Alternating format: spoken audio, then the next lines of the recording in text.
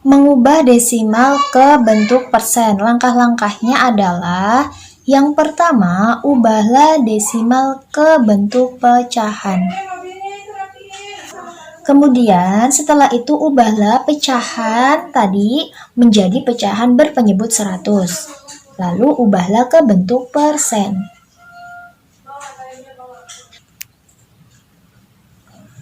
Contoh 0,35.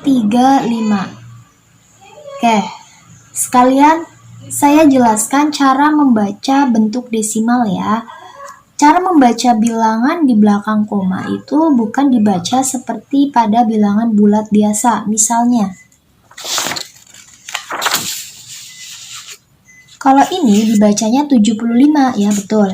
Tapi kalau ini dibacanya bukan 0,31 tetapi 0,31. 0,29, 1,92. Jadi di belakang koma dibaca per angkanya. Ya, 0,31. Misalnya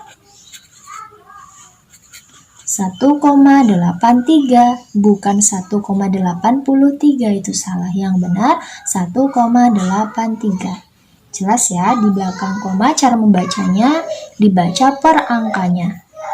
Oke, kita lanjutkan. 0,35 ini akan diubah ke bentuk persen. Oke. Diingat kembali yang sudah dijelaskan di video sebelumnya. Apabila ada angka di belakang koma ini, jika akan diubah ke persen, dianggap saja di belakang koma itu kita hitung. Kalau angkanya ada 2, berarti nolnya ada 2. 100 ya. Kalau angkanya di belakang koma ada 3, dianggapnya ini nolnya ada 3. Nah ini, kalau di belakang koma 1 angka, berarti nolnya ada 1. Oke, kita kembali ke nomor 1. 0,35, pecahan biasanya berarti kita tuliskan nih bilangan ini. Tiga-tiganya tulis 035.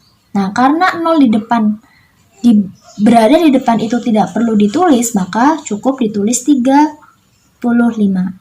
Per. Nah, di belakang koma kan ini ada 2 angka. Jadi, 100 ya, 35 per 100. Sama dengan, ingat, pecahan dengan penyebut 100 itu sama dengan tandanya persen. 35 per 100 sama dengan 35%. Oke, kita lanjut ke nomor 2, 0,158 sama dengan, nah kita tulis nih sebagai pembilang 0,158. Ya, nolnya tidak perlu ditulis karena 0 berada di depan ya. Jadi menyisakan 158 per 1000. Kenapa 1000? Karena di belakang koma ini ada 3 angka ya, 1, 2, 3. Nolnya ada 3. 158 per 1000 sama dengan, nah bagaimana supaya bisa berpenyebut 100? Supaya nolnya hilang 1. Oke, supaya nolnya hilang 1, maka kita perlu membaginya dengan 10. Karena akan dihilangkan 1 dibagi 10 ya. Karena nanti 1000 dibagi 10 menghasilkan 100. Oke, penyebut dibagi 10, maka pembilangnya juga sama. Oke, per 1000 dibagi 10 sama dengan 100 ya. Nah, sekarang 158 dibagi 10. Nah, apabila dibagi 10, maka kita berikan koma di depan angka. Karena 10, maka kita ambil satu angka. Dari belakang ya. 1 kasih tanda koma. Nah, ini 15,8 per 100 ya kan. Nah, setelah ini kita buat persennya. Karena per 100 tandanya persen. 15,8%. Seperti ini ya nomor 2-nya. Oke, selanjutnya nomor 3. 0,4%. Ini sebenarnya 0,4 ya, tidak ada tanda persennya, dihapus saja. Oke, 0,4 sama dengan berapa persen?